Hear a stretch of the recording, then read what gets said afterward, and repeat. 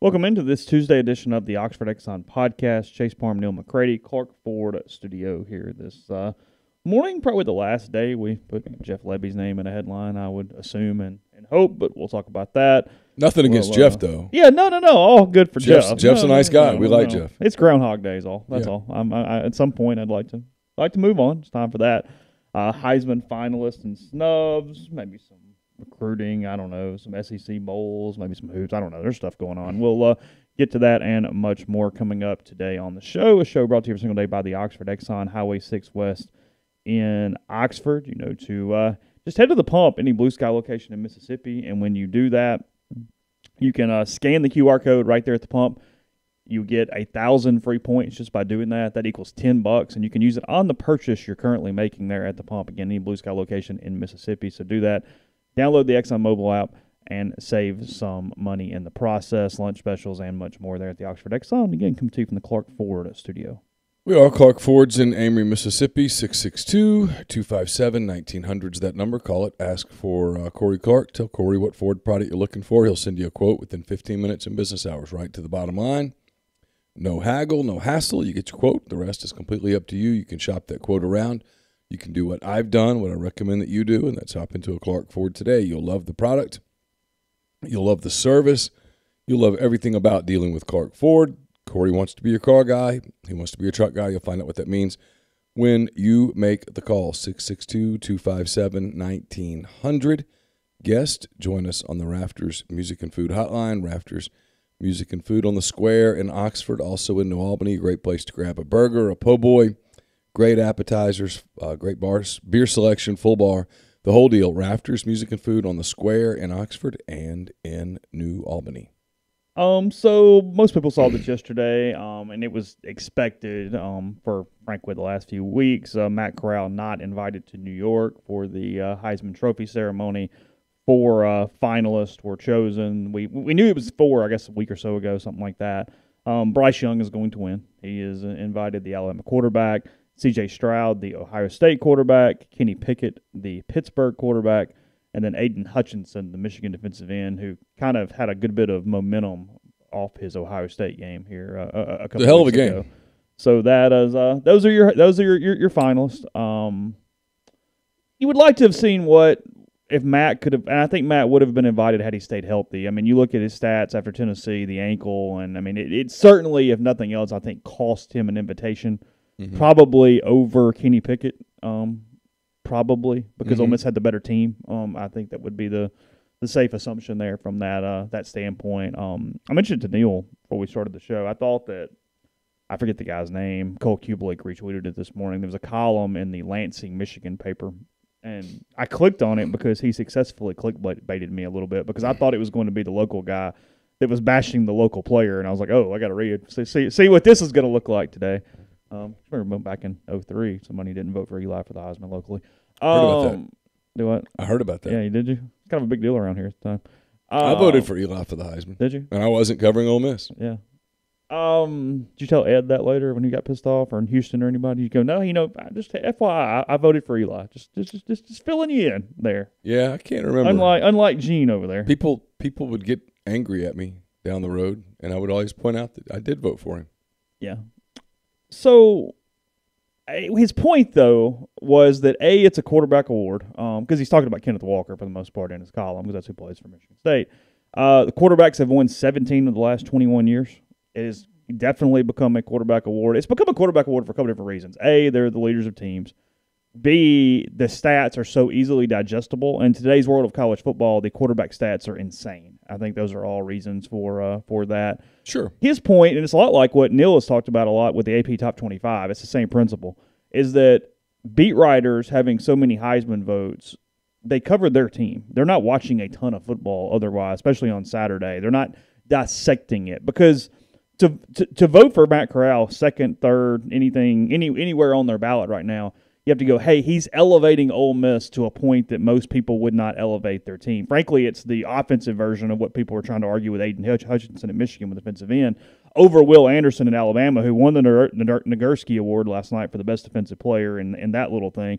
And Will Anderson, I think, is a better football player than Aiden Hutchinson. I think he has better stats than Aiden Hutchinson, but he plays for Alabama. And there's an assumption that because it's a plug-and-play deal and he's got 5 stars all around him, and that's one of the reasons he didn't pick up as much momentum. He also, for whatever reason, didn't get that media splash of a game that Hutchinson did against Ohio State. So point being, he said that the nuance has left the award. It's become a completely stats award for the most part, and that's a very accurate thing. Matt needed nuance for an invitation, and that was probably not going to happen from an Ole Miss standpoint, or from any standpoint for that matter. The award has never necessarily been a big deal. I don't think it's some like, oh my God thing, but I do feel like it has absolutely lessened in importance because of how it just seems like, hey, best player, best team. Is that fair? I don't know. I don't know. I guess I've got complicated views on it. Number one, I don't think any of this is all that serious. No, it's sports. It's a trophy in a sport. Whole scheme of life, it's going to be okay. Matt got hurt. Real quick, yes, Matt. Jeff Lebby is no longer the offensive coordinator at Ole Miss. I'm willing to say yes. It's over. I don't know what Oklahoma. I think is dealing with some Bryles compliance stuff. A lot of the questions in this thread, if you subscribe to rebelgrove.com, you would know these answers. It's if you subscribe for a year, it's like $8.64 a month. Is that what it comes out to? Something like that. It is the same price that it was during the Eisenhower administration. Same price it was during the Madison administration. I mean, the price never changes. We are the only thing out there that's not impacted by inflation. Just never. So a lot of the questions with a certain degree of detail and nuance and everything that comes when you listen, when you can sit down and write something, is there at rebelgrove.com. So you should go subscribe. And actually, right now there's a promo.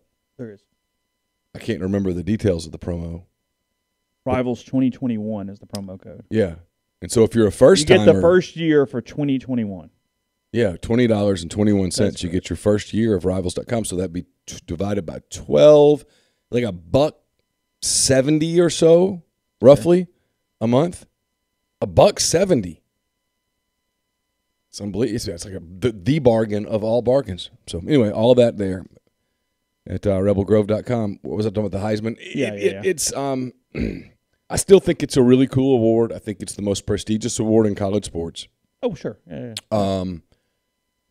It's the only one of the national awards that people pay attention to. I saw Eli joke around about, winning the Maxwell and winning the United, but he didn't the Unitas, but he didn't win the Heisman. Yeah.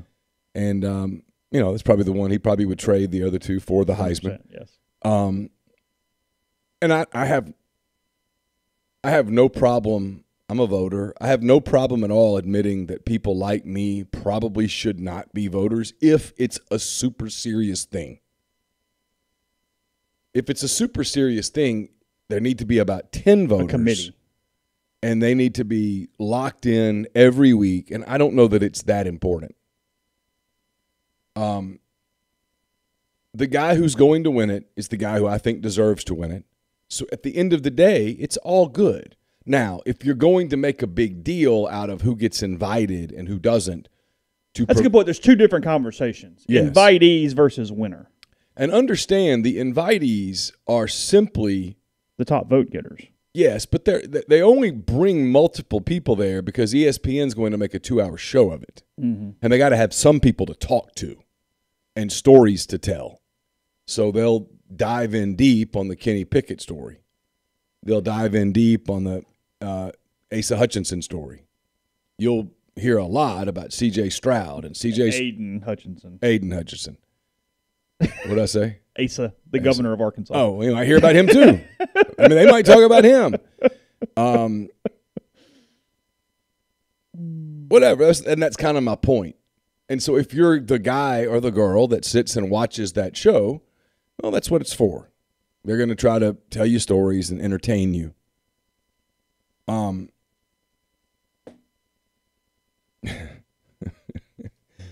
But I don't know. I mean, if who gets invited is a big deal to you, then I guess you can be a little irritated today. Matt's chances of winning the Heisman disappeared when he injured his ankle in the final minutes of the Tennessee game. To his everlasting credit, he will be a legend at Ole Miss for as long as he has breath, and probably beyond that, frankly, because of what he did to carry this football team in the second half of the season when everybody was hurt. Mm-hmm. And he sort of set the example for, we're going to gut through this. We're going to make it. We're going to get to the end. But his production fell off. The only way Matt Corral was going to win the Heisman on a 10-2 Ole Miss team was to have eye-popping numbers because of your point, which is if you're a guy who covers Michigan or who covers Ohio State or who covers Iowa or who covers Penn State, how many Ole Miss football games are you watching? Not many. Yeah. And so, maybe you watched the A&M game, but defense won that game. Matt wasn't great that night. He was gutty and gritty, and people like us who cover Ole Miss and who follow Ole Miss and who watched every Ole Miss game, we understand his value. Yeah. He also lost the Heisman with his ankle and the fact that he was out 3 wide receivers, 2 offensive linemen, and a tight end for most of the season. But asking someone who covers, someone who covers Penn State to apply that level of nuance to his or her ballot is unrealistic. In the same way that if you were to come to me as someone who covers Ole Miss and say, tell me about the Penn State season, I'd say, well, they went 7-5. They kind of lost some heartbreakers in the Big Ten. Yeah, but what happened? I don't know. I don't know what happened. I'm in the South. I cover Ole Miss, and I basically watch SEC games. And I'm a guy who probably watches more Big Ten than the overwhelming majority of SEC beat writers. And if you asked me to really break down what happened to most Big Ten teams over the course of the season, I couldn't do it. I could probably tell you about Iowa. I could probably tell you about Michigan. I could probably tell you about Ohio State to a certain degree. And then it would probably start to wind down there. He would have more rushing yards, obviously, but in general, he needed a season a lot like what Kenny Pickett did to get in. Yes. Kenny Pickett ended up with 4,300 yards, 42 touchdowns, and 7 interceptions this season. And if you watched Pickett down the stretch in their big games, Clemson, Wake, he put up eye-popping numbers. And he had big plays, big pass plays. And Bryce Young won the game. What was going to win the trophy? Why? Because he had 2 big moments. Mm-hmm. Down 10-3, the ball on his own 2, with the starting wide receiver out. He took them to a game-tying drive and then won the game in overtime on a 2-point play. Mm-hmm. So that was part one. And then against the defense that everybody, us included, built up to be the impenetrable wall, he penetrated the wall. Mm-hmm. He diced and sliced and had big plays, had that scramble run for a touchdown, had the deep ball passes to Williams and Mechie before Mechie got hurt. He had those plays throughout that game on Saturday against Georgia in a game that everyone was watching because it impacted so many teams and the playoff race and all of that stuff. It was a super hyped game, and he delivered. And so he's going to win, and he deserves to win. And so then if you want to get into the debate of who should finish second, who should finish third, who should finish fourth, and so on, okay. I mean, I voted Corral second on my ballot. But I had the benefit of watching 12 games and having the understanding of what he meant to that team and to that program. And then there were people on this beat. I mean, Nick wrote about it, so I'm not calling him out, who said he doesn't deserve to be on the ballot. Mm-hmm. I mean, I can't sit here and tell you that Nick Suss's opinion is wrong. I disagree with it. But there are other people who see that, who just – and I think Nick's argument is numbers-based.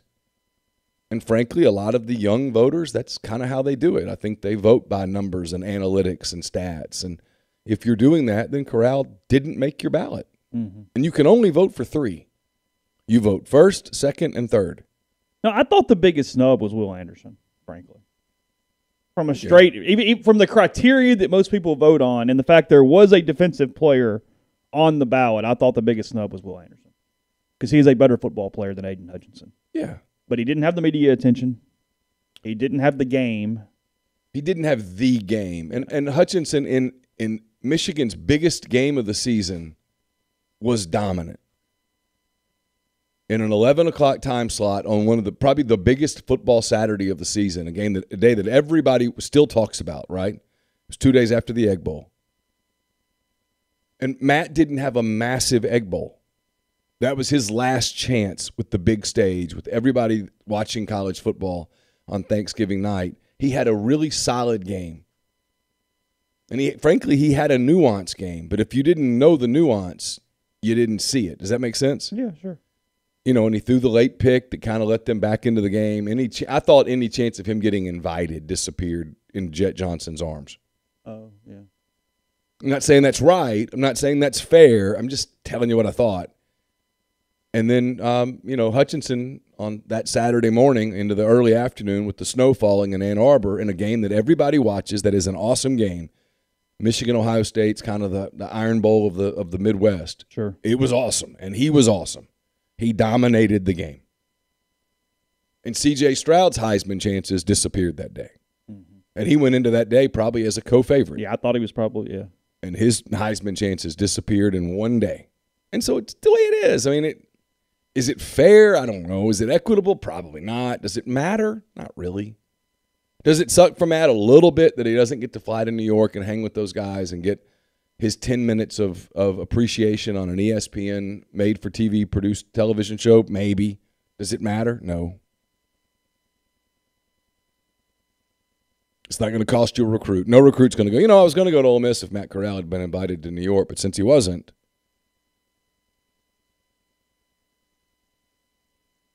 I think and again, none of this really matters. I'm not even necessarily frustrated. I think the thing is frankly, credit to Jeffrey here. We talked about this in September and October a little bit, is that it becomes, there's a good bit of recency bias to it too. Mm-hmm. You need the game in November. You need the game in one of the last days of the season. Sure. Like you're almost at a disadvantage if you're the favorite in September or October, because they get tired of you and they look for something else, and they start picking you apart. Unless you put up the huge numbers, at which point, over and over and over. At which point it becomes a steamroll. Yeah, and he had an opportunity to steamroll because I guess that's my point with Will Anderson. Will Anderson was a better football player for 14 weeks.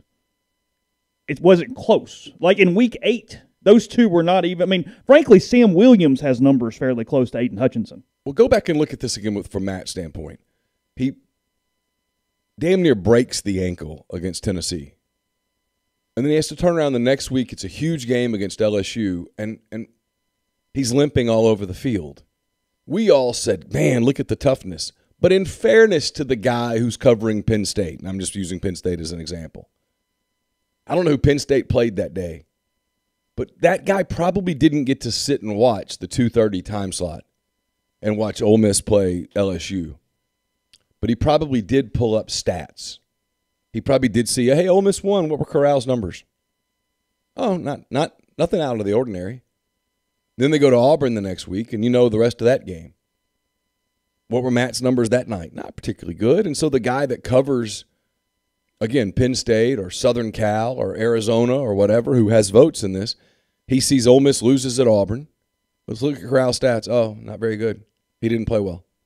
And he kind of falls off the radar at that point. Just how it works. Whether it's right or wrong, good or bad, it's how it works. It's how it's going to continue to work.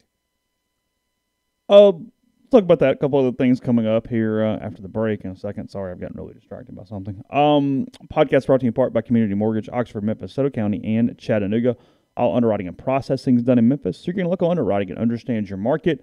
A leader in condo financing, the float down option, and more. You can find Jason at 662-234-2704 or JLOWE at communitymtg.com. We're also brought to you by Walk-On's Sports Bistro. They put everything they've got into bringing you game day with the taste of Louisiana.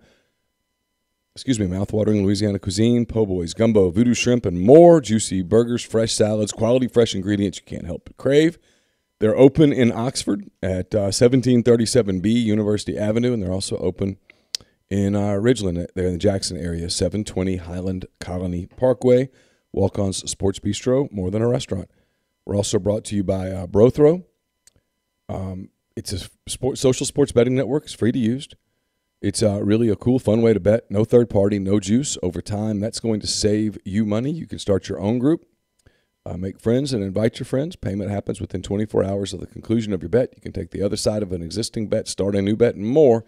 Bet.brothrow.com/MPW. Also brought to you by Muddy Water Camo. Go to muddywateroutdoors.com. Enter the promo code Rebel Grove. Get 35% off any products from the site. Free shipping on orders of $100 or more. Again, muddywateroutdoors.com. Promo code Rebel Grove. It's Holiday 2021's the last big promotion from our friends at Dead Soxy, where if you buy more, you save more. So here's how this works. 25% off any order if you just use the code Rebel Grove. 25%. If you order $120 or more of Dead Soxy gear, you'll use the promo code HOLIDAY30, and you'll get, as you might guess, 30% off. If you order $240 or more, you enter the Holiday 40 code, and you get 40% off. Obviously, each tier has a code that must be applied at checkout. Every order over $120 gets a free mesh bag while supplies last, and you get free shipping on orders of $60 or more. And as always, stay Soxy. It's the holiday season. People starting to get ready for Christmas parties and such, and bowl games and trips to New Orleans and all of those things. If you're doing any of those things, you want to make sure you have Game Changer patches at the ready. It's the only 2-patch system available in the market to stop hangovers before they start. The warm-up patch is used before or while you drink. The overtime patch is used after you've been drinking to recover while you sleep. The all-natural ingredients will keep you in the game and ready for the next play. It's GameChangerPatch.com. Enter the promo code RebelGrove20 at checkout for 20% off your purchase. Had someone ask me yesterday about getting in touch with ACS. I was happy to do that. If your business is one that might need a full-time dedicated emergency service and troubleshooting staff, a UL 508A panel shop. If you need service or installation of Rockwell Automation, Allen Bradley, Siemens, ABB, Square D, and many other manufacturers, you need to get in touch with Automation and Control Systems, LLC. It's ACSLLCMS.com or 662-601-4381. And we're brought to you by Pinpoint Commercial Real Estate, based out of Jackson. They service the entire state in all commercial asset classes. This week's property spotlight is Paragon Center in Ridgeland. It's comprised of 150,000 square feet of office space located on Highland Colony Parkway. It's experiencing substantial commercial growth in that area. It's alongside some of the most affluent neighborhoods in Mississippi. So if you'd like to learn more about this opportunity to house your professional office, call Sam Cox and BB Mitchell at 601-586-3220. Podcast also brought to you by Visit Oxford. Visit oxfordms.com. Go to the events page, see everything going on this week and every week, including Holly Jolly Holiday, still going through December the 12th. You've got ice skating at the Pavilion. That's off University Avenue, not the one on campus. Real ice, carriage rides on the square. You got Santa coming to visit Oxford this weekend on Saturday. Plenty of different activities, ice carving up, and much more. So, again, going through December 12th, cool event here locally in Oxford. Holly Jolly Holiday. Just visit oxfordms.com/events. So, I'm not reporting this at all, but told a few minutes ago that it's possible that Jeff Lebby actually remains to coach the bowl game. Oh, really? At Ole Miss, yeah. Said that seeing Matt off, frankly, probably coaching against Baylor if you want to get into some personal thoughts for a minute. But nonetheless, yeah, not report. I mean, I'm literally just doing some work while we're doing the podcast, but told it's possible he does remain to call plays for the bowl game. Well, not reporting that. I don't know, but breaking, colon. I was saying this on the message board this morning. There's going to be this rush on the part of many in our field to throw hot boards up against a wall and to do this breathless, time-stamped reporting that, quite frankly, is very effective in terms of selling advertising. Subscribing, it works. I mean, it absolutely works. I don't know that Lane Kiffin's going to be in a hurry. Whether Jeff Lebby's at the game or not, but if you told me that Jeff Lebby is going to be at the bowl game to coach, which is a dead period, you can't be recruiting during that time. And frankly, if Jeff was in his hotel room calling kids to recruit for Oklahoma, nobody would care.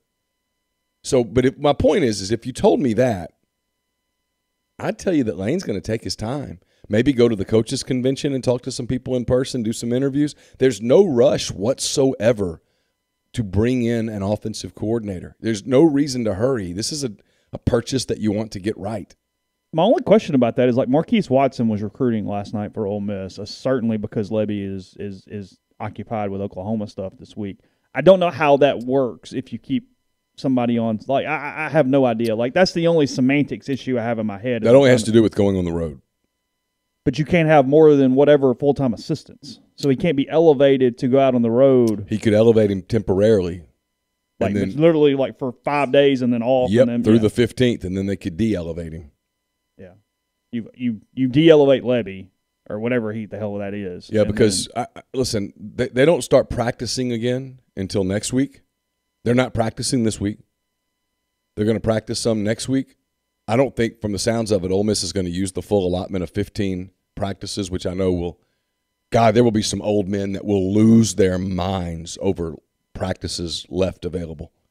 Can you imagine that at the Beacon? I mean, that will lead to some real indigestion in those conversations. I mean, holy shit, they will lose their – you're not using all 15 practices? Well, this is an opportunity to develop players. Those are lost. Oh, my God. Yeah. And there was a day where every staff would have thought that too. Like, even the coaches back in the day. Yeah, like, I mean, I just don't think they're even going to get – from what I'm hearing, I don't think they're even going to get close to actually using 15 practices. They're going to practice for a few days, break for the holiday, and then they'll – my guess is convene in New Orleans on the 26th. And they'll practice down there a little bit and play the game, and that'll be that. But if Jeff's part of that staff that week in New Orleans,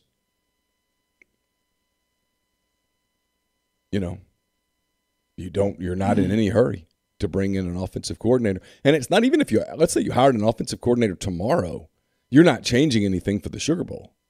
Well, no, it's not, hey, come put in your offense and no. I mean, absolute worst case scenario, if Lebby was not staying for the bowl game, would be Lane running Lebby's offense. Yeah. He'll call the plays. Using Lebby's terminology, Lebby's language, and with the quarterback that's run that offense for 2 years, they would kind of march right on. You would miss Jeff's eyes in the press box. Yeah, sure, of course. Which is a lot. I mean, 'cause he's brilliant. But, you know, it wouldn't be the first game that Lane Kiffin called the plays ever in his life. He's done it before.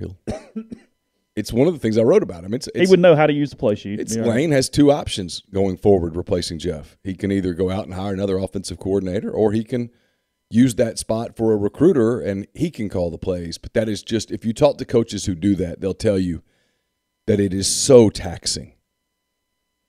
Because when you're calling plays, you've got to get off in your own world mentally, because you're always thinking ahead. And then when you're being the head coach, it's just hard to do. There are some people that do it, but it's few and far between, honestly. The guy that truly is coordinating the offense and calling the plays. Well, and typically when they do, their first thing when something goes awry is to stop and realize they don't need to be doing it. You see that a lot. Malzahn did that. There's been, that's. Yeah, and you've got to be neurotically organized to do that. And that's, I don't know that that's Lane. But he's done it before. He did it at FAU, and they were effective. But there's a little bit more demands on you when you're the head coach at an SEC school than there are when you're the head coach at whatever league FAU is in. Conference USA.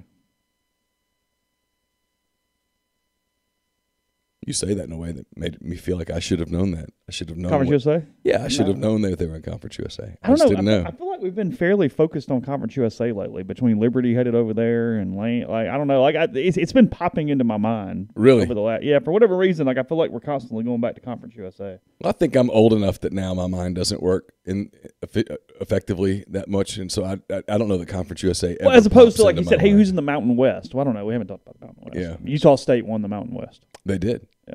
Cha-ching. Did you know they've got some Ole Miss connections out there? They do. Yes, they're great. Our guy Paul Jackson's out there. Uh-huh. There's another coach on that staff. Is it really? I think that has some Ole Miss ties. Really? Yeah. Okay. I mean, that's not a shock that Hartwell would pull into that area. No. Paul's fine. He is. I don't even know why I'm laughing. Yeah, he's a different cat, but I mean, most strength and conditioning coaches are different cats. I mean, come on. Hey, he's a real low-key individual. That's not typically what you get out of strength coach. Not usually. I call the Alabama upset, call the Utah State upset. I mean, forget the overall rankings. I mean, championship Saturday got some things accomplished. There's so many questions in the thread, so many comments in the thread that if you were subscribing to rebelgrove.com, you would know these answers. Such a wasted opportunity on your part. Rivals 2021, you said? That's the code? I believe that's correct. Yeah, you get a year for $20.21. And yes, your card gets entered and it automatically rolls over. It'll be all right. Yeah. I mean, come on. That's the purpose. I mean, with all due respect to everyone. We're not the only organization that gets your card and rolls it over. I don't know of one that doesn't, actually. I mean, The Athletic raised their prices this week. I saw that. Yeah. I think they said $1 a month, which was their PR way of saying they're raising it by $12. Yeah, I don't have a problem. I actually think it was a little more than $12. I think it was like ballpark. Yeah, I think it was significantly more than that. Yeah, I enjoy the Athletic, so I paid for it. Yeah, it's fine. I pay for stuff that I probably don't use. Like, I will say about I need the to go Athletic, make a list of stuff that I'm using and cancel some stuff. I will say about the Athletic, because I'm not as interested in a multitude of pro sports that you are. I don't find their college content overly compelling on a consistent basis. No, not really. So it's a little. I get it because I'm really annoyed when there's something I want to read and I can't. If I'm completely honest, more than I appointment viewing read it, but I just kind of want it there in case. It's sort of my deal with them. I like it for their baseball coverage. I mean, their Cubs coverage is the best Cubs coverage. I like Sahadev Sharma. I like Patrick Mooney. Okay. So I read their stuff. It's cool, whatever. And then I get some pretty good NBA stuff, though I'm less into the NBA this year than I've been in a long time. But they do a good job with pro sports. They do a really good job with the NFL.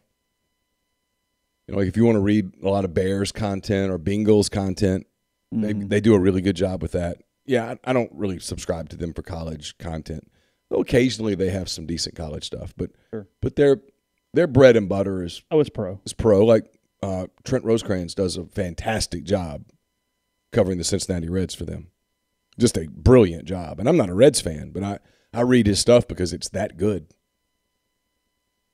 Our buddy used to cover Mississippi State, went to Florida. Will Sammons. Yeah, Will covers the Brewers for them. That's right. Does a great job covering the Brewers. I forgot he was doing that now. And I read a lot of Brewer stuff because I obviously cheer against them night in and night out, so I read a lot of his stuff. Will was the one that introduced me to Steve Robertson's first book the first time. I was sitting in Hoover and I said, "You seen this?" I said, "No." Oh. He slid it across. Yeah. We had a moment. So he's written 2 books and a poem book? I believe that's correct, yes. Okay. Yeah. The Flim Flam Bim Bam thing. He was brought up on the message board this morning. He was kind of worked up a little bit. Personal. Recruitment's gotten personal. Yeah, for him. Was he implying that it was personal to him or that it was personal? Because all recruiting is personal. Your people. The goal is for it to get personal. Yes. People recruiting people is by definition personal, right? If people are recruiting people to come be a part of your people organization, that is by definition personal. I feel like he probably feels like he has a stake in this one with it being his hometown. Yeah, he's from Columbia. My guess. Is there a world where a kid from Hatley, it would be personal to you? Other than a kid who was your kid. That is not an excuse. If I said this on the Ole Miss has recruited kids from Amory before, and I haven't gone, you know what? I'm in this one. This means more. Who do I need to call? You don't write an update on that and go hashtag it just means more. Yeah. If Ole Miss is recruiting a kid from Ruston, I might be more curious, but it won't be personal. Yeah, you're wondering, hey, who's his mama and them? Do I know anybody? But it's not personal by any stretch. If I talked to the kid, I might be like, hey, man, I'm from Ruston, too. That'd be about the extent of it. And he'd be like, you're how old? 1,000? I don't know you.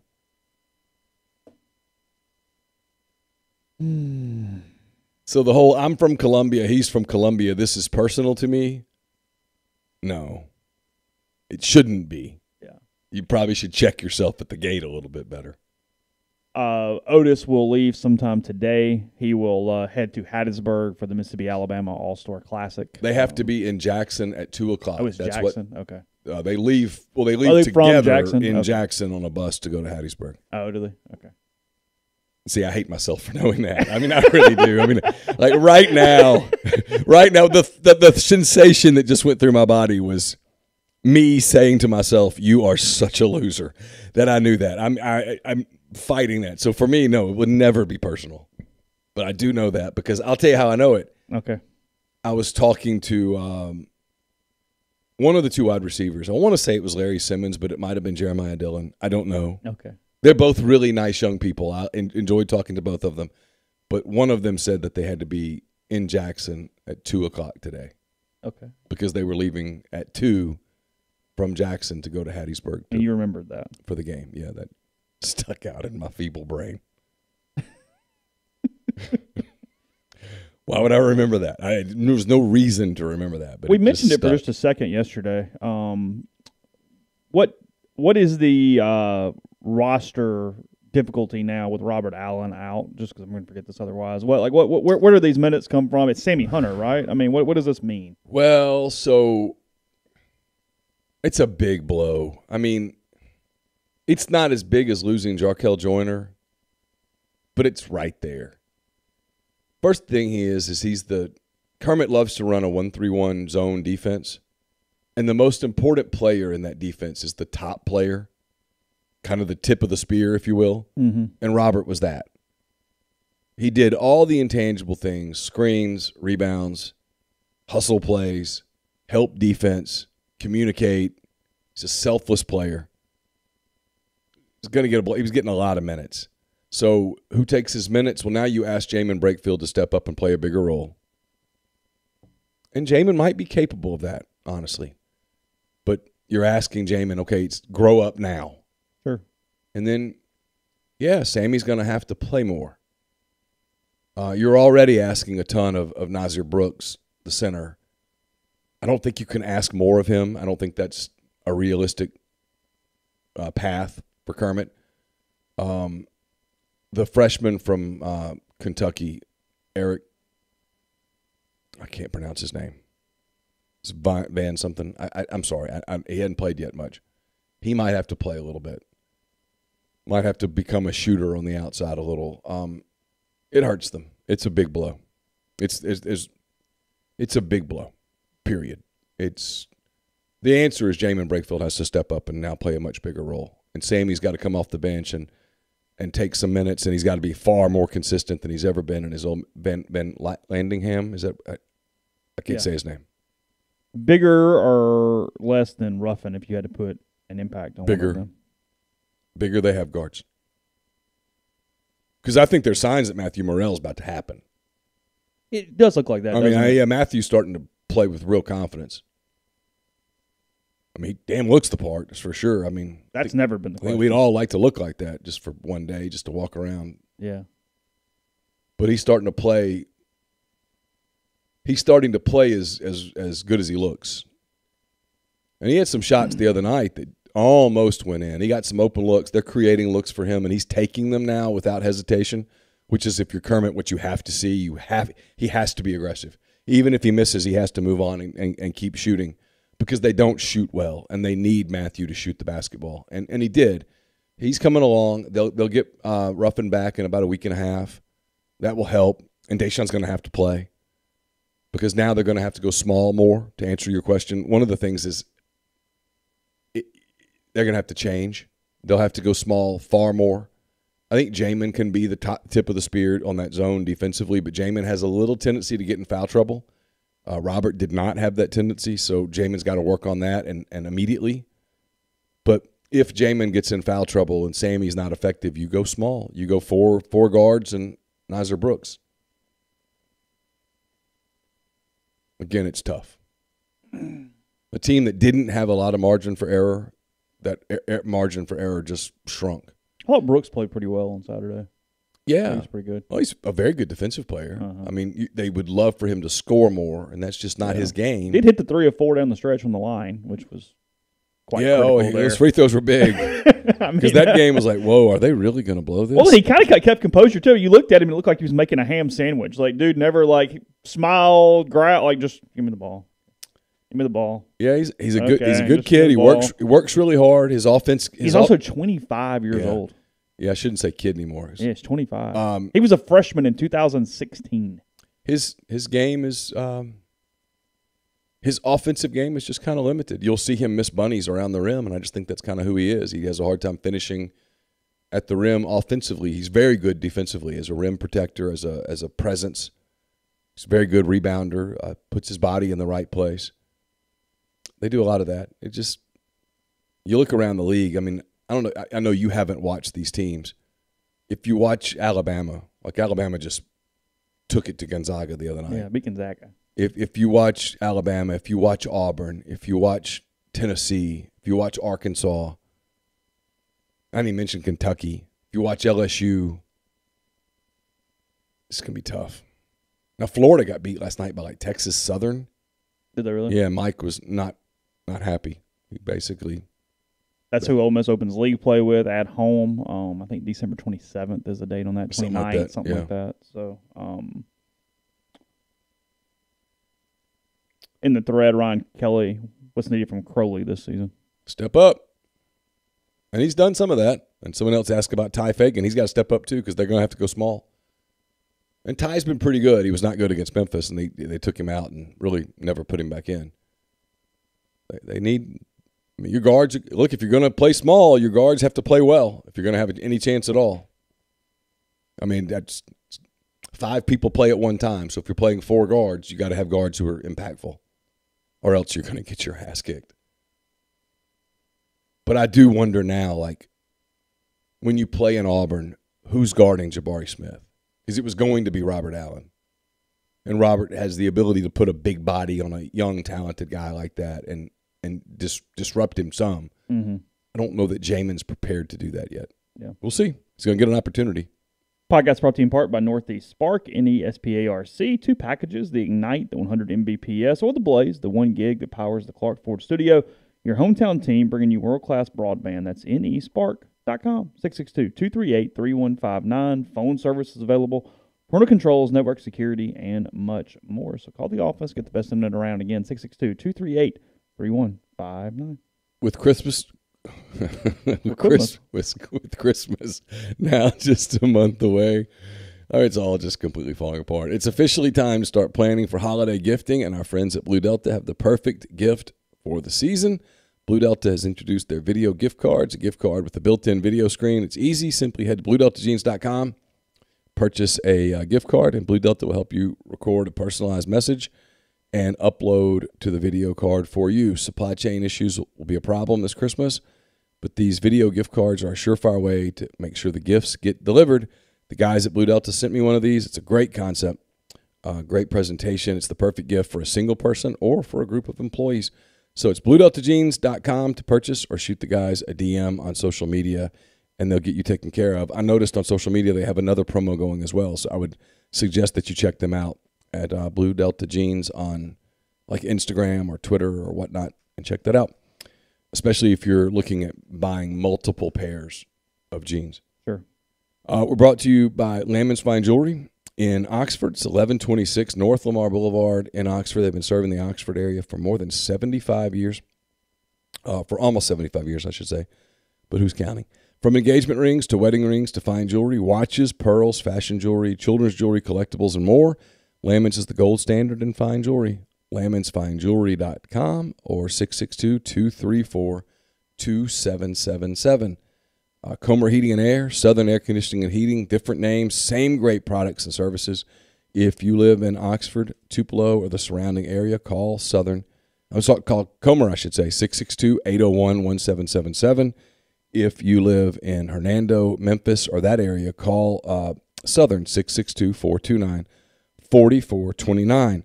If you're looking for Rebel gear for the Ole Miss fan in your life here in this holiday season, highly recommend the College Corner. It's your one-stop Rebel shop, 2 locations in the Jackson area in Ridgeland. It's next to Fleet Feet. In Flowood, it's next to Half Shell. If you don't live in Jackson, it's okay. You can go to collegecornerstore.com. Plus, you can find them on Facebook and Instagram. Also, you could go to The Rogue at 4450 I-55 North in Jackson, or therogue.com. I talked to Chance Campbell yesterday around, 6 o'clock or so. That's up on this YouTube channel. I'll make a content item of it momentarily and bring that to you as well. But about 20 minutes or so with Chance. It was really one of our better conversations, and I think you'll enjoy that. That's brought to you by The Rogue. Again, 4450 I-55 North in Jackson, or therogue.com. They've got a great collegiate collection. Ole Miss, Mississippi State, Alabama, Auburn, LSU, whatever. They've got a lot of that stuff if you are wrapping up some of your shopping. And we're brought to you by Pinnacle. It's mypinwealth.com. Pinnacle is also home to the Pinnacle 401k Advisory Services team. They'll conduct a complimentary, no-obligation benchmarking and analysis of your current 401k plan. It's mypinwealth.com. Podcast is brought to you by G&M Pharmacy and Tyson Drugs. G&M right there on South Lamar in Oxford, and Tyson Drugs on the Square in Holly Springs. They deliver locally in the Oxford area, and they offer MedSync for your prescriptions the same day each month and take care of you. Whether it's one trip to the pharmacy or one delivery, you get what you need when you need it there from G&M and Tyson Drugs. Again, 662-236-2222. Yeah, the lone SEC basketball game yesterday was the Gators and Texas Southern. Texas Southern, I guess, out of the SWAC. They win 69-54 in Gainesville yesterday for their first win of the season. They were 0-7 coming in yesterday. That's going to be a net. That ain't good. Kicker. 3, whatever it can be. Florida now 6-2. Their other loss was to Oklahoma. I don't know where that game was. I don't know when the next practice is for the Gators, but I'm glad I'm not part of that team. That's going to be a film study that is a problem in a lot of ways right there. Film followed by a long, not fun practice. 69-54 to Texas Southern. Now, on the other side, I would not want to be the team that plays Florida next. Ooh. You're going to get. At the moment, they're still ranked 20th in the country. You're going to get their wake-up call. They play North Florida tomorrow night at 6 o'clock. God bless them. Is that the Ospreys? Is that correct? I don't. Isn't North Florida the Ospreys? These are things I don't know. Okay. For some reason, I think that is correct. I could be wrong, but I could not sit here and tell you're wrong. I would not have a clue. That's a good name for a mascot. They are the Ospreys. The Ospreys. Yes, that is correct. It is some sort of bird. Is it one of those tall birds? I don't know. That like walk around and they occasionally fly and they sort of look awkward when they fly, but then you look up and they've really covered a lot of ground in a short period of time? Or is an osprey a little bird?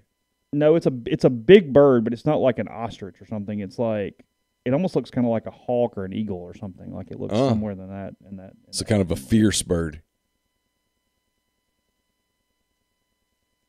Is any team the ostriches? Not that I'm aware of, but it's also called a sea hawk, a river hawk, or a fish hawk. Okay. So they're the Seahawks. Pretty much, yeah. Yeah, there you go. Things you learned today. Yeah.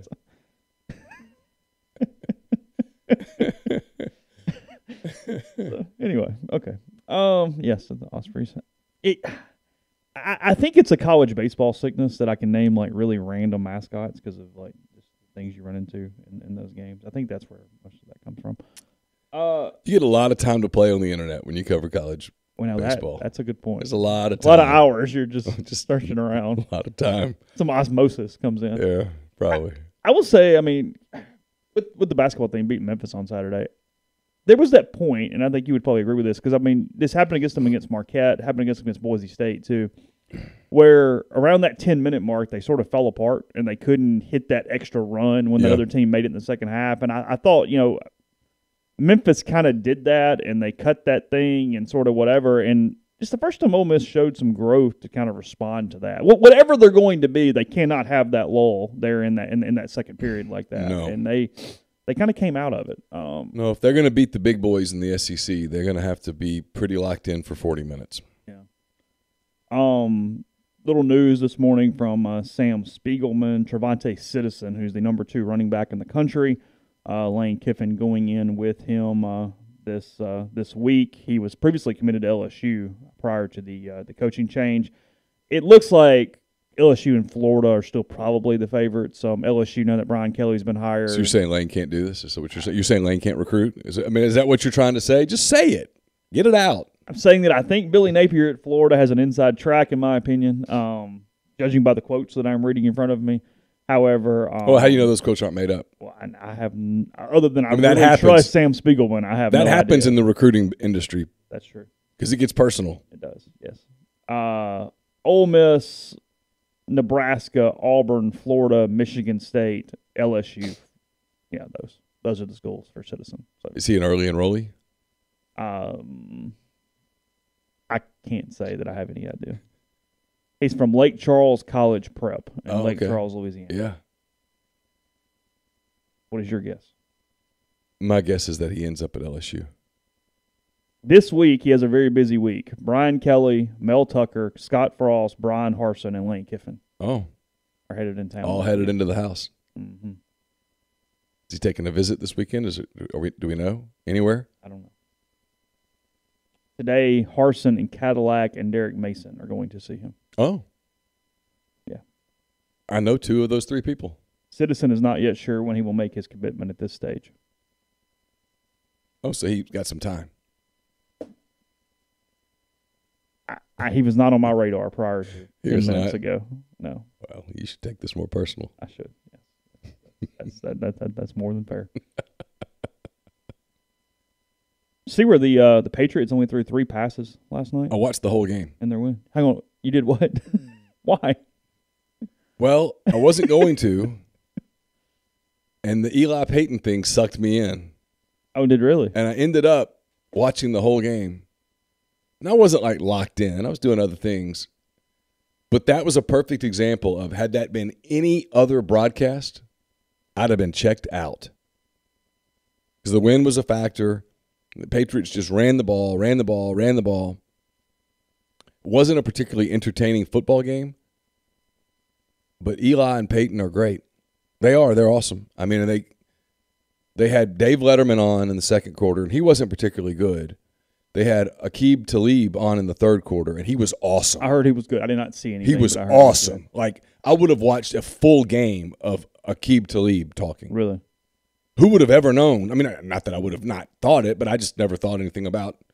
It's never crossed my mind, hey, I wonder what kind of a TV guy Aqib Talib would be. It's just not things that I think about on a daily basis. He was absolutely awesome. And then they had Joe Buck, and as much as I want to hate Joe Buck, he was actually pretty good.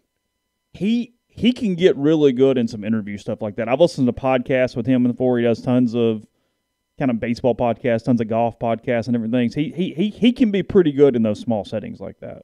Yeah, Bucks, he's all right. He was great. And just the interplay between Eli and Peyton gets better and better, and frankly, their broadcasting skills have gotten a little better. But they're not really broadcasting. But Peyton keeps you on the game.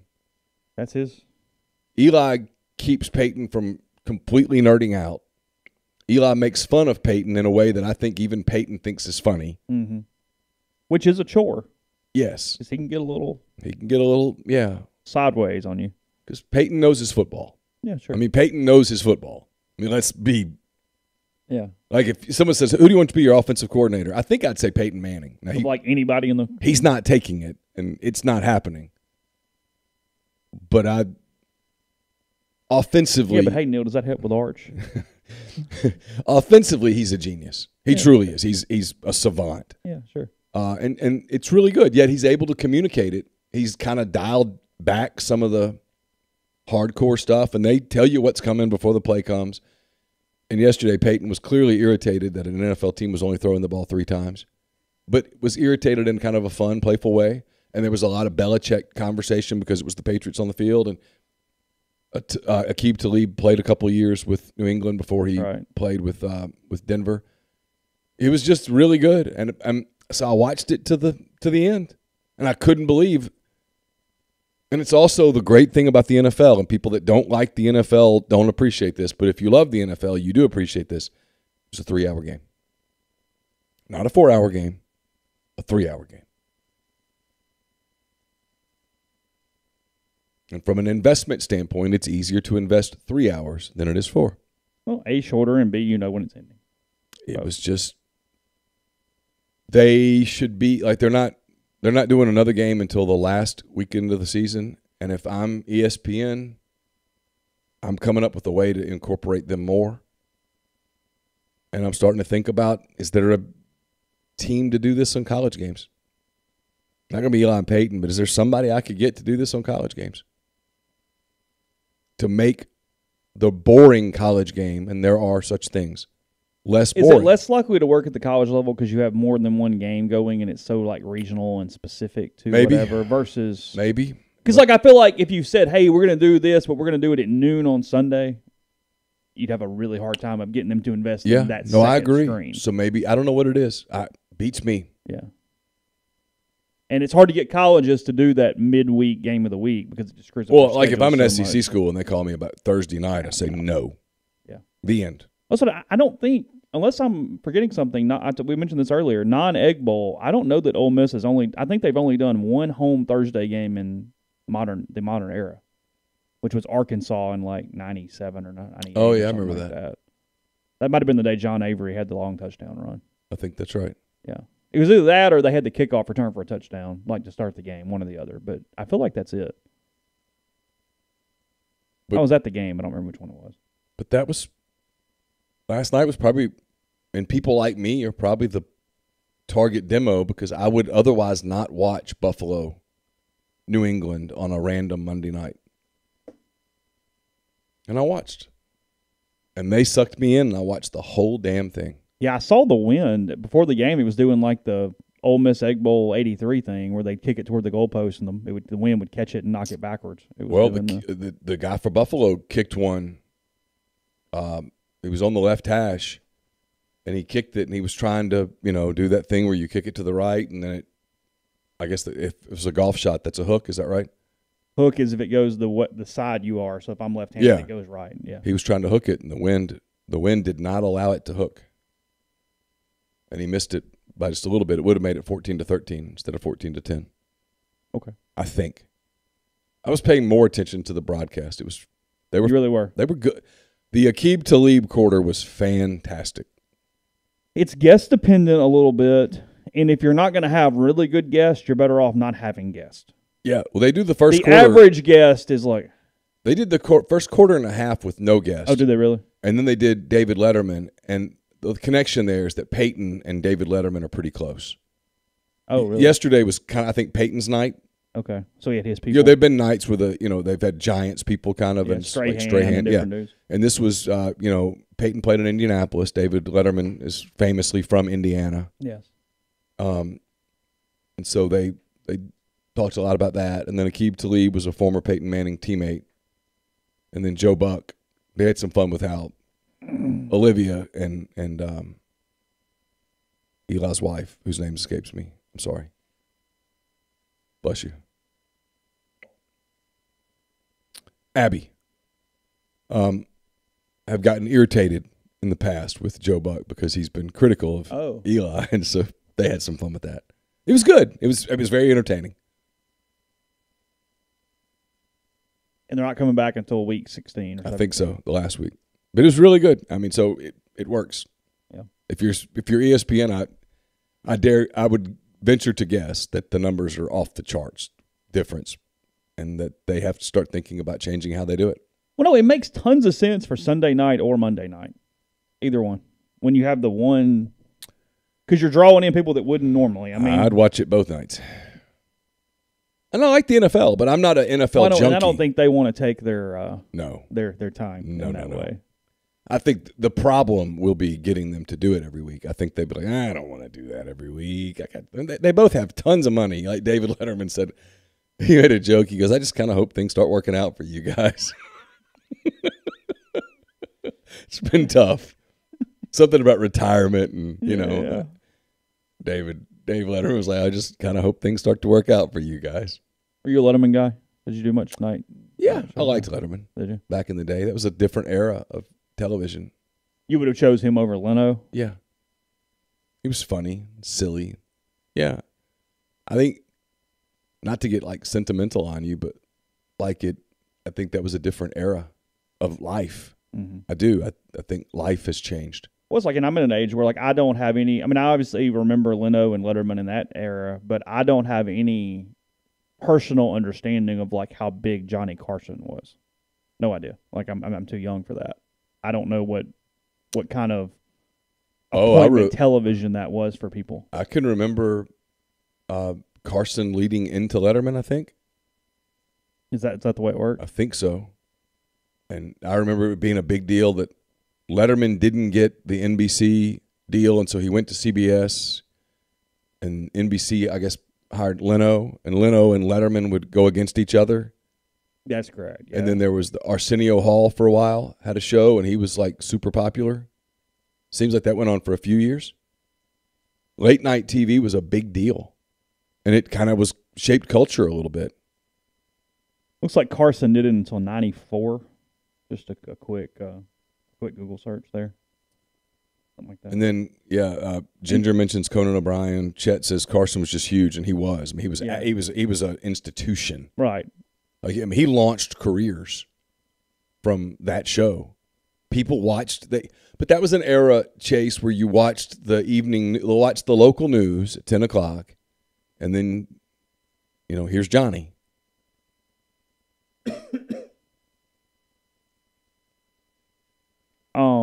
Yeah, he was the Tonight Show starting Johnny Carson 1962 until 1992. 30 years. I mean, that's incredible. Yeah. Yeah, 62 to 92. Yeah, and he was just an absolute institution. And I don't know that served in the Navy during World War II. I don't know that TV can be done like that anymore. It's a different era. Yeah, totally different era, but Letterman was a genius. I always thought Letterman was brilliant. I did not know. I mean, I'm literally just scanning his Wikipedia page. Carson joined the Navy in 1943 and trained at Millsaps College in Jackson. Is that right? Mm-hmm. Yeah, just seeing that. So, podcast brought to you in part by Johnston Hill Creamery, johnstonhillcreamery.com. Go to the website, see all the different options you have. Just stop in by. They've got plenty of add-ons. They make all their local cheese every single day there. It's all got Brown Dairy Farm milk in it. And some great stuff, including the Holiday Artisanal Cheese Box that is available right now for order. They've got a Holiday Charcuterie Box, a dessert box. That thing's got shortbread holiday cookies, cherry cheesecake hand pies, cannolis, holiday chocolates, chocolate dipped candied oranges. They've also got a kids holiday box. So whether it's a gift or just for you and your family, maybe for the Christmas season, call 662-419-9201 or email cheese@johnstonhillcreamery.com. And again, just stop in there, White Oak Lane, just off Molly Bar in Oxford. Again, 662-419-9201. We're also brought to you by John Edwards, Regency Travel Incorporated in Memphis. John's a part of Virtuoso. It's a worldwide network of travel partners that allow John to supply his clients with added values, unique benefits simply not available to other travelers. Just get in touch with him, give him some parameters, give him a budget. He'll give you options. And no, you don't have to live in or near Memphis to take advantage of his services. 901-494-3387, jedwards@regencytravel.net. Also brought to you by Opa, Oxford's newest restaurant on the historic square. Delicious menu featuring gyros, wraps, kebabs, fresh redfish, lamb chops, and more. Handcrafted cocktails, frozen libations, an amazing candlelit patio. It's all there, 306 South Lamar in Oxford. If you're in the market for a Nissan vehicle, highly suggest that you go to Grenada Nissan in Grenada, Mississippi, just off Interstate 55. Grenada Nissan has a complete selection of new and previously owned Nissan vehicles, great lease deals as well. It's GrenadaNissanUSA.com. I'll have a mailbag up tomorrow. It's brought to you by Whitney McNutt of Tommy Morgan Incorporated Realtors, serving you for all your real estate needs in Oxford and Tupelo. Whitney sells condos, land, commercial, and residential family homes. 662-567-2573, 662-842-3844. Also brought to you by Service Specialist. Offices in Ridgeland, Canton, Jackson, and Oxford. Service Specialist has been connecting candidates and employers since 1967 as the oldest staffing company in Mississippi. So whether you're a new college grad or a seasoned professional, really no matter what field you're in, if you're a recent grad without much experience, if you are someone who's looking to relocate to Mississippi, looking for a job, but you want to keep it quiet, Service Specialist is the place for you. Also, if you are looking to hire talent for your company, Service Specialist always has names and resumes ready for your perusal that are not out there on LinkedIn and some of that stuff because they're, again, trying to keep it quiet. 662-832-5138 or servicespecialistltd.com. Alpha Specialties is at 1670 Highway 80 in Pearl. They're your trailer-specific professional. They can work with third parties to have game day trailers and concession trailers built. They do all types of truck accessories. They even repair all types of trailers, concession, horse, utility, enclosed, gooseneck, RV, and more. 601-932-9798 or check them out at alphaofms.com. And we're brought to you by Corinth Dental. Don't just accept what you see, but imagine seeing something new. Step forward and chase after a better version of yourself. Every day, Corinth Dental is helping people reinvent themselves one smile at a time. Dr. Bubba McQueen, Dr. Jenny Beth Hendrick are devoted to restoring and enhancing the natural beauty of your smile using conservative state-of-the-art procedures, including Invisalign. These clear aligners are the virtually invisible way to improve your smile. So call Corinth Dental today for a no-cost digital scan of your teeth. Let them show you the way to a straighter, healthier smile. 12 months, no interest, no down payment, financing available at corinthdental.com. Chase, I've got some bad news for you. Mm-hmm. You're going to be really disappointed. Okay. The history lecture that you had been hoping to attend, it is sold out. What are we talking about? There's a history lecture that's been super hot. Everyone's been trying to go right, attend. It is sold out. Yeah. Tickets are gone. Yeah. There is a secondary market on historylectures.com, but, I mean, they're marked up 5-6 times face value. Thousands are headed here. I would suggest that you come early. Parking, 7 South Tailgating can hook you up for your tailgating needs outside of the history building. It took me a minute. I was slow in the uptake. So, yeah, it's a problem. I'd hope to go. Imagine what Lane Kiffin would got if he got tenure. Imagine what his salary would be if he were tenured. I get the frustration for underpaid. I do understand that. But it's a different deal. Can you be more tone deaf? Yeah, I mean, it's a completely different deal. But what it does tell you is there is a lack of understanding among so many in academia that you are in business. You are absolutely in business. You don't want to be in business, but you're in business. You have to begin to think about it like a business.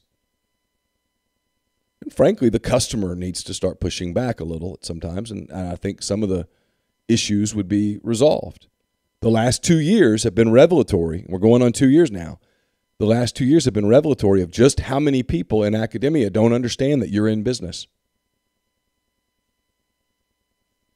It's kind of back to, was it Sandra Knipsel asked Nutt, remember his first day about that? And he gave kind of a diffusing, funny anecdote or something along those lines at the time. I know this is not a new conversation. Because I think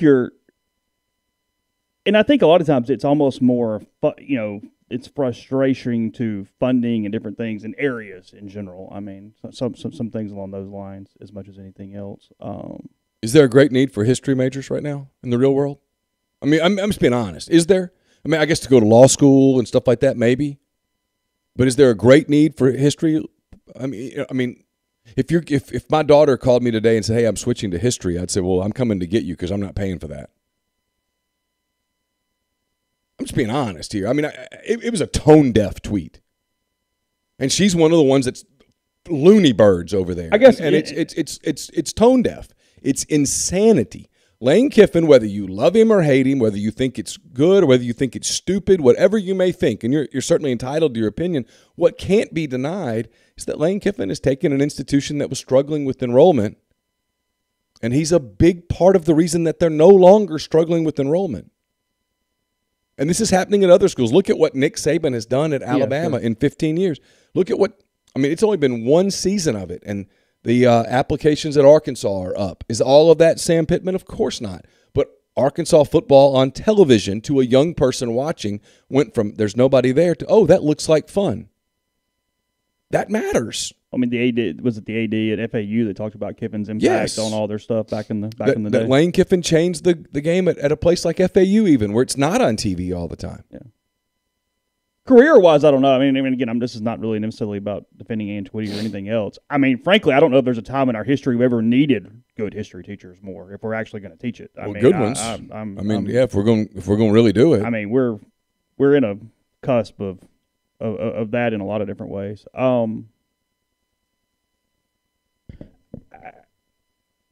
don't think it was even. I think in a lot of times it's not even necessarily about the thing. It's about. Again, I'm not even trying to defend her necessarily. I'm not at all. Creating conversation is the point more than actually making a point. Is a lot of times I think what happens there. I guess if that makes sense. Yeah, I mean, I get it. I get being frustrated about your field, but I mean, both of my parents were in academia. I don't know that you go into academia thinking, "Hey, I'm going to get rich here."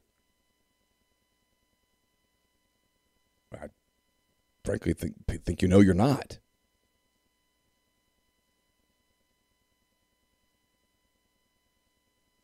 But I mean, I've never heard that term. What term? No, I've just called the floaty. I'm reading the stream. But the people who push back on football, the truth is that's football is whether it should or shouldn't be, right? Whether it's because is it insane that football is the front door to the institution? Of course, it's absolute insanity. But it is. And so if you're the one that's figuring out who's worth what. Is Lane Kiffin worth 7 point whatever million? Yeah. I mean, the guy at Alabama, to his everlasting credit, and he was one of those real academic types, said, frankly, he's referring to Saban, he's underpaid. Oh, that's been the argument for a while at Alabama, is that given all the different academic way that everything's changed based off football, that he's probably the most underpaid human being on. I mean, you probably could double that salary and give him $20 million a year, and he'd still be getting credit for his worth. You'd wonder whether from a true net value, what's he worth? Well, a lot, far beyond football. It's the academic recruiting world, recruiting the kind of typical college kid with the 26, 27 ACT and good grades and well-rounded. Those kids look at a bunch of schools, and it's competitive. That's why you see different scholarship programs and those kind of things. But, yeah, I mean, athletics matter. People go to visits a lot of times, and they go for athletic weekends. Go to a football game. What's it like? A lot of kids that maybe come to a football game at Ole Miss in the fall, they're not necessarily cheering for Ole Miss yet. It's kind of looking, does this look like it would be fun? Do these people look like environments and whatnot? Does it look like I would fit into this? I mean, and we've been to football games here and other places where you can tell there's energy, and you've been to football games at places where it's dead. Well, when you bring kids kids can feel that too. When you bring a kid to a visit and the environment on the campus that weekend is dead, it's going to be hard to get them. You bring a kid to a football weekend, and even if they're not, obviously, the female who's going into, business is not playing football. She's not making a decision based on football. And a lot of those kids they're not football fans, but they come to visits and such, and football's what creates the buzz. And you feel buzz. I meant to mention this earlier. Ole Miss next basketball game, Western Kentucky. It is on Saturday. Yep. 7:30 at night. It's in Atlanta, by the way. Mm-hmm. Holiday Hoops Giving for that one. Is Stansbury still at Western? Yeah. 5-3 for the Hilltoppers. They've lost to South Carolina 75-64, Memphis 74-62, and Minnesota 73-69 on the season. So no, not bad. No, but I mean, If he's trying to actually elevate them in any way, that's not a good start. Well, that's a one bid league. You got to win it anyway. You win the league, yeah. So he would have had to have won all three of those. He plays those games to condition his team for what's coming. Yeah.